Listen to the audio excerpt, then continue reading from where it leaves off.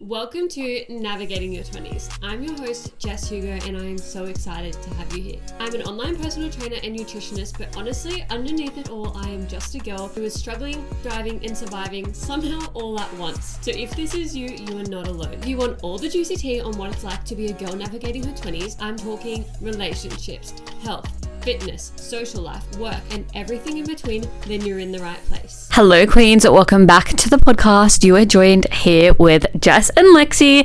Lexi lives rent-free in these videos. She literally kills me.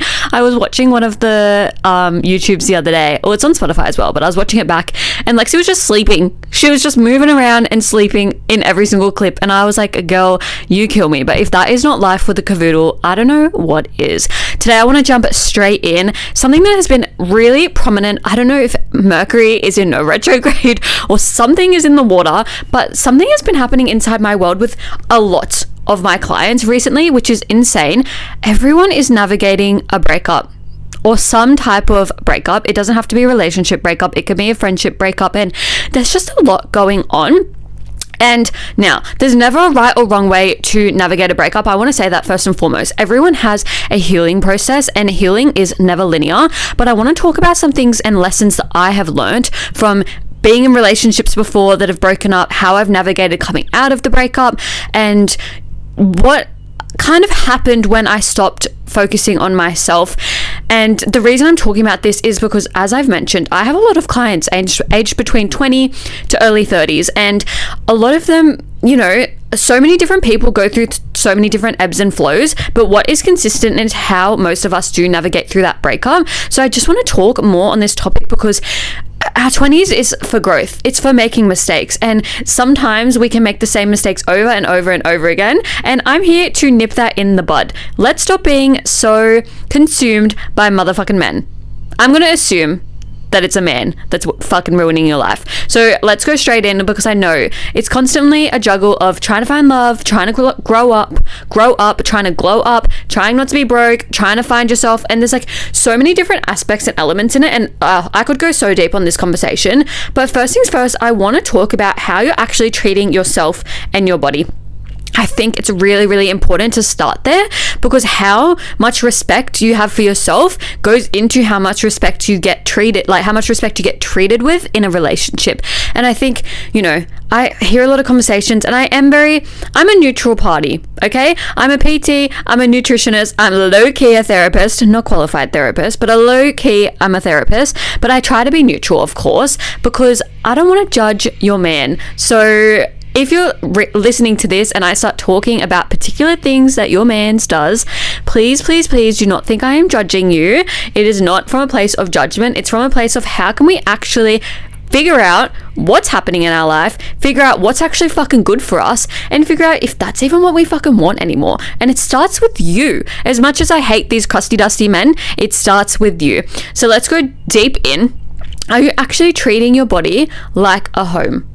Are you fueling your body? Are you actually making sure that you show up with intention every single day to move your body?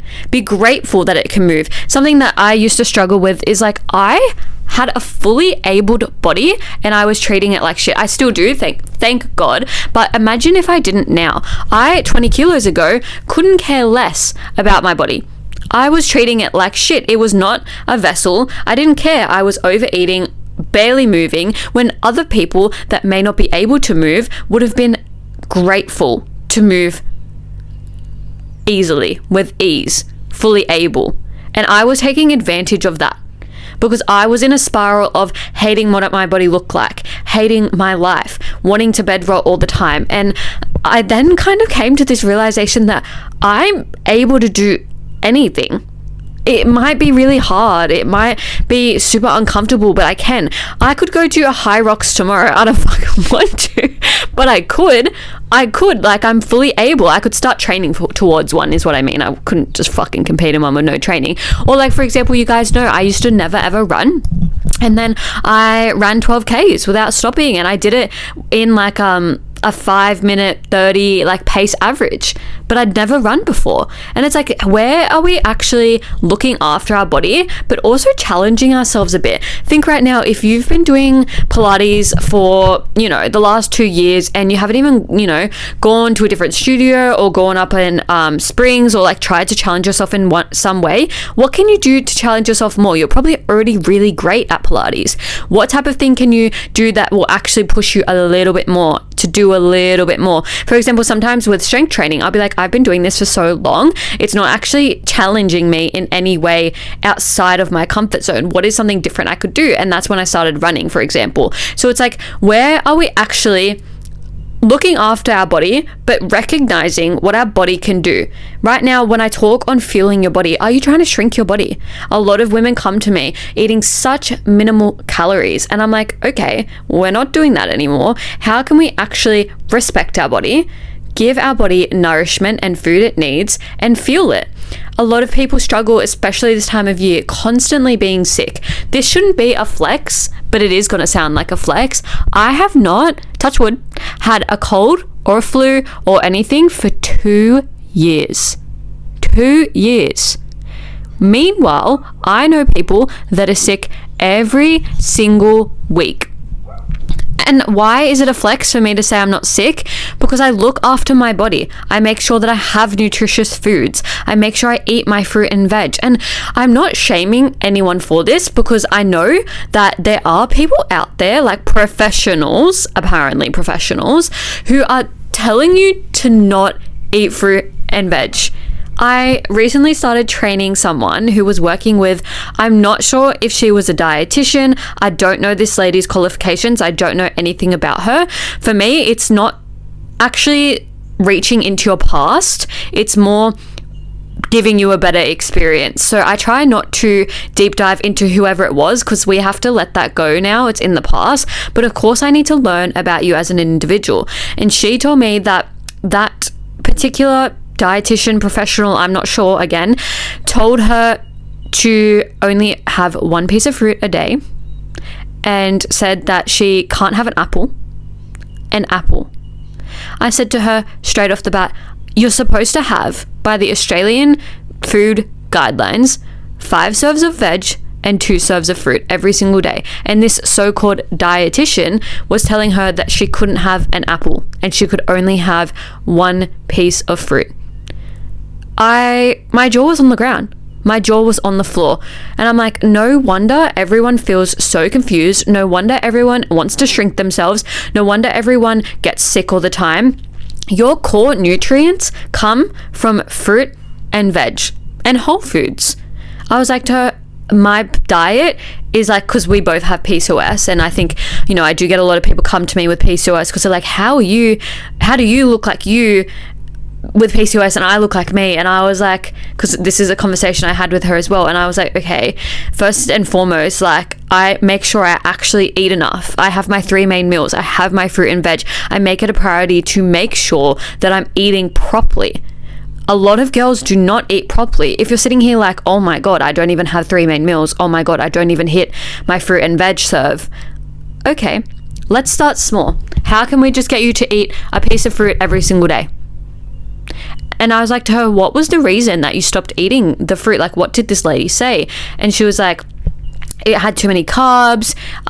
It was going to inflame my body with the insulin and glucose and blah, blah, blah, blah. And I was like, do you think that I look inflamed? Like, I don't care whether they say yes or no, because I'm so neutral in this. Like, I know I don't. You know what I mean? And she was like, no. When I saw your body, I was like, I want to look like that. And I was like, and right now I'm not even at my leanest body weight. Right now I've never even seen myself completely fully lean, which I do think is a bit of a PCOS thing.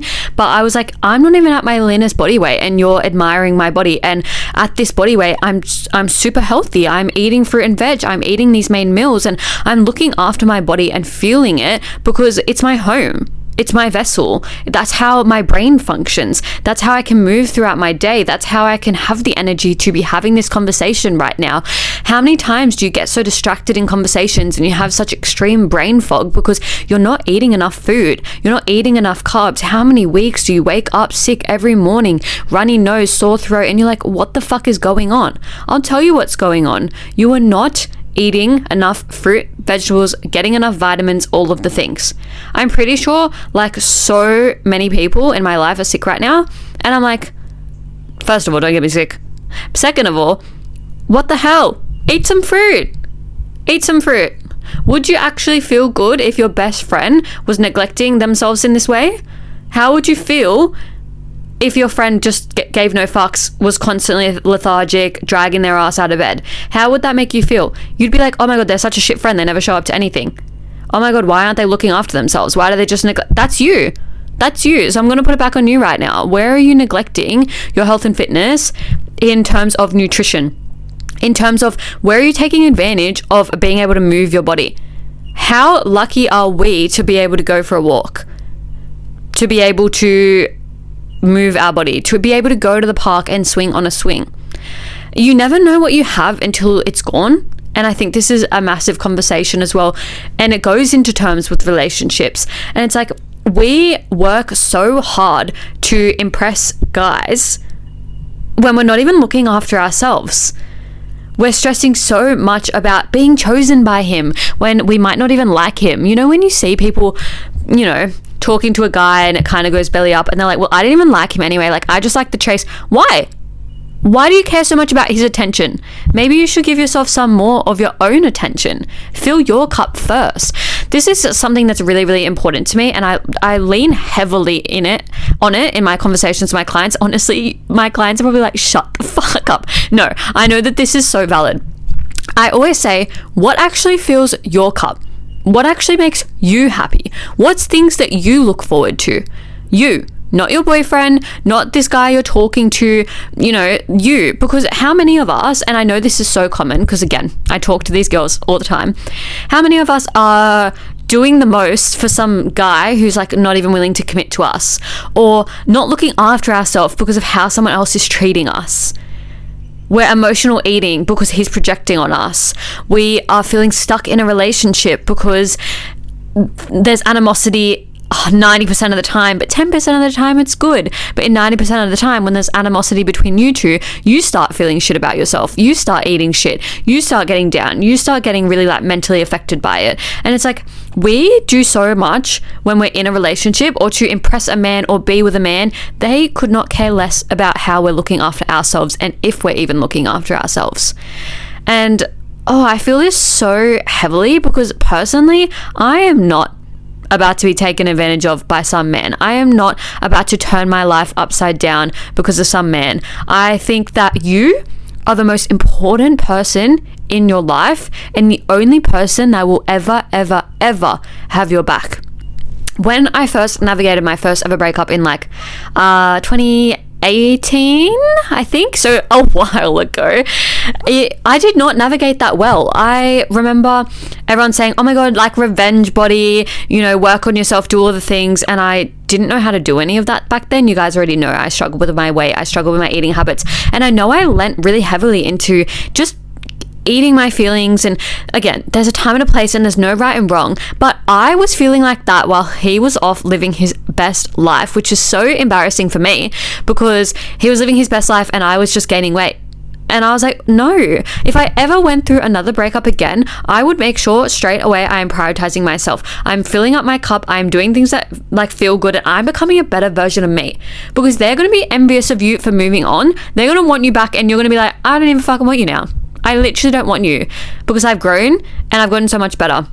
How many times have you gone through a relationship breakdown and you have literally spiraled? You spent the whole day in bed, you've been calling in sick to work, you've been neglecting your friends, you've been eating your feelings. When you come out of that, it almost feels like, what was the point of all of that? Now I have to start this weight loss transformation. Now I feel fucked up. Like, what the hell is going on? And this is why I'm so heavy on what is your personality, what makes you happy. And if you're talking about your mans too much, even if some of my clients talk about their boyfriend too much, or even if they have like a situationship or something, I'm like, I'm gonna stop you right there. because I don't agree with that. I do not agree with that. If they're talking about things that their like boyfriend is doing or their situationship's doing, like, and they're treating them like shit, I will bully the boyfriend. Like, I will obviously be on the girl's side. And then they will be like, oh, like, he's not that bad. I'm like, no, you're doing it. You're doing the rationale. If this guy is shit, leave. Genuinely leave. There's so many red flags there that you're choosing to ignore because we want that validation. We want that attention. We want to be having someone to hang out with. We want to be around someone. I saw someone saying the other day, she was like, oh, my ex-boyfriend, thank God she said ex-boyfriend, would always feed me, want me to be overweight, and then broke up with me. And I was like, these men, I literally can't. They're so shit. They're doing the bare minimum and we're giving everything to them and we're losing ourselves in the process. So I've talked about this before. So many girls I know fully change their entire personality for these men. And I'm like, guys, what are we doing here? You need to put yourself first. So if you're right now in the back end of your 20s, you're 29, you're 30, maybe you're even in your early 30s listening to this, you would rather be single than dealing with someone's fucking son. Seriously, genuinely. And I know right now you're probably thinking, like, easy for you to say, you're in a relationship, you don't get it. Honestly, I think that if I was single, I would be working on myself, discovering myself, just doing everything I'm already doing now, just solo. And don't get me wrong, I feel so uncomfortable sometimes to be like going solo to things, but I just do it. Because that's how you grow, and that's how we like actually figure out what we want in life, and we don't want to waste time with these stupid men. Also, gosh, I said I'd keep 3 topics. This is my 3rd topic. I need to calm down. But also, these men literally are like forcing you to do things you don't want to do, and then they get mad at you. And they're like, oh, sorry, I'm talking on my clients' experiences, but I'm trying not to give too much context because I don't want to out them, obviously. But then they will like get the shits about something and be like, oh, like, let's go out to dinner or whatever. And then they make you pay. They're making you pay. And then you're spending money to impress some stupid, crusty, dusty man. Oh, am I just a man hater? Is that what the realization is right now? Because I feel like they just put us under financial stress, which makes us spiral even more. One of my clients recently, she is like going through it, and she was like, it's because of him. And I was like, listen, right now, I know everything feels heavy. I know you don't want to hear this, but do not go wasting, she has a holiday coming up. I was like, don't go wasting that holiday stressing about this stupid guy. Don't feel like you can't enjoy yourself because of this stupid guy. Oh my gosh, the dog like wants to lay down and then she can't get comfy. Don't waste these opportunities because this guy made you feel a type of way. I still want you to go away and live your best life. I still want you to lean into your friendships. I still want you to reach out to me. I was like, can you please message me when things are going on, because I don't want you to feel like you're alone. And for me, I love a good fucking rant. I love complaining. I love all of that stuff. So I was like, please, even if you just want to message me, be like, I fucking hate him, please message me that, because we feel so guilty feeling like we have to look after them. Fuck them. He didn't care about you when he wanted to break up with you. Fuck him. And then also the thing that kind of stems from this is they feel like, a lot of these girls will feel like, oh my God, I can't commit to coaching right now because I can't get into the gym because I feel so anxious because this guy's like made me feel like absolute shit. That is the worst thing you can do. If you're going through a breakup, you're going through relationship issues, all of the things, do not stop doing the things you love. If that's training and coaching, don't stop doing it. You need that accountability piece there. And that's what I mean. Like I say to my girls, I'm a message away. Let's talk about it. Let's push through. The gym is an outlet. I know a lot of us wrap it around weight loss and things. It is an outlet. And I want you to see it as that. Simply that. Not weight loss, not this, not that. An outlet to work on yourself and let go of him. We don't care about that guy anymore. So if you needed a sign, I know this was a bit deep, it was a lot, you take it or leave it. For me, I wouldn't need any of this advice, but I actually think I loved this conversation because even if you aren't in a relationship, maybe you're in a situationship, maybe you're pouring into friendships that aren't pouring back into you. This is your sign to distance yourself, because life is way too short to be spending time with people that don't make you happy, that don't help you grow, that don't pull you forward. It is time to actually work on you and focus on you and things that make you happy, and tell yourself right now, what does future me need? What does future you need? Does she need this relationship? Does she need this friendship? Or does she need to be training in the gym? Does she need to be journaling? Does she need to be filling her cup? I think for me, navigating your 20s is about having honest, open communication and conversations, whether that's with your coach, whether that's with yourself in your journal, whether that's with the people in your life. But it's about being being open and honest. So I hope this made you reflect on your goals. Do something today that future self will thank you for. And I would love to know what kind of hit the hardest from this. If you're going through something right now, time will pass. Either way, it's how you navigate it. I don't want you coming out of it in 6 months being like, fuck, where did that time go? In 6 months' time, we're going to be we're going to be in the new year. Imagine wasting half of this year on some crusty, dusty man. Anyway, guys, I know this was a lot. Follow the podcast, rate it 5 stars. I want to hear your takeaways. If you're navigating something, you're not alone. And we will talk to you soon. Love you. That's a wrap on another episode of Navigating Your 20s. Thank you so much for joining me and taking the time to listen. If you enjoyed the conversation, vibes, and got something out of today, please feel free to send me a DM with any key takeaways and feedback, or share on your socials and tag me so we can connect. If you liked today's episode and you're wanting more from me, you can find me on all socials at success.withjess.